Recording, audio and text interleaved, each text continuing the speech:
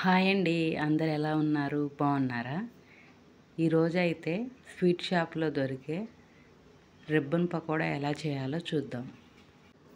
ఈ ప్రాసెస్‌లో చేశారంటే క్రిస్పీగా చూస్తున్నారు కదా! ఎంత మంచిగా ఉన్నాయి. టేస్ట్ కూడా చాలా బాగుంటాయండి.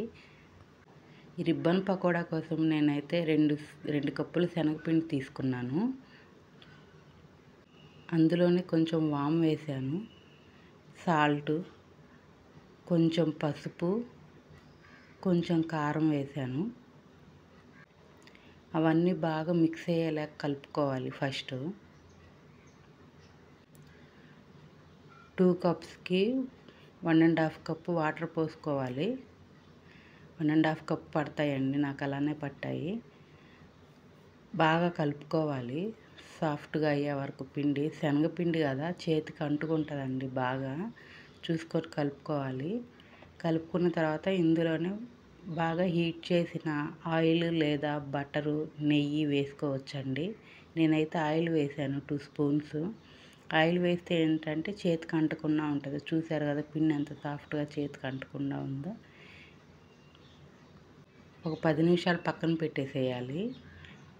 ఇప్పుడైతే ఈ చక్రాల గిద్దలో రిబ్బన్ పకోడాకి సరిపడా చూసుకోవాలండి ప్లేట్లు.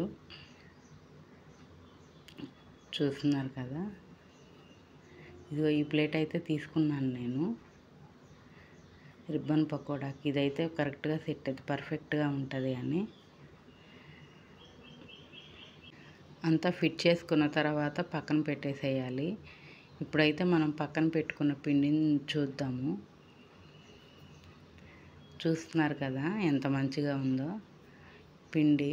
దాంట్లోనే కొంచెం తీసుకొని కొంచెం తడి చేసుకొని తీసుకోవాలండి పిండి. తీసుకొని దాంట్లో చూస్తున్నారు కదా ఇలా స్టఫ్ చేసేయాలి.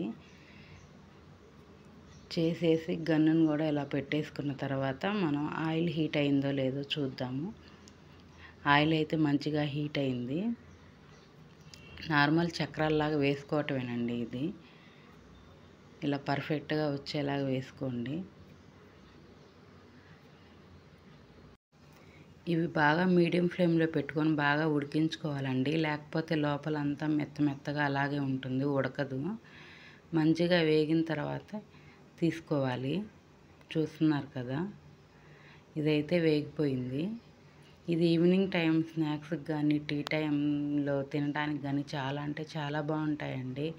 సేమ్ మన స్వీట్ షాప్‌లో దొరికే టేస్టే వస్తది. దీనిలో కొంచెం నువ్వులు కూడా వేసుకోవచ్చు. నా దగ్గర నువ్వులు లేవు కాబట్టి వేసుకోలేదు. పర్ఫెక్ట్‌గా ఇట్లా వేసుకోండి. చాలా బాగుంటాయి.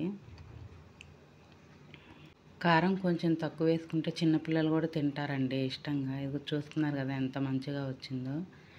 చివర్లో నేనైతే ఒక చుట్టూ చక్రాలైతే చుట్టానండి. పిల్లలు తింటారులే అని. మా పిల్లలకి చాలా ఇష్టము. వీడియో నచ్చితే ప్లీజ్ సబ్స్క్రైబ్ చేసి సపోర్ట్ చేయండి. లైక్ చేసి షేర్ చేయడం అయితే మర్చిపోకండి. థ్యాంక్ యూ ఫర్ వాచింగ్ అండి. మళ్ళీ నెక్స్ట్ వీడియోలో కలుద్దాం. బాయ్.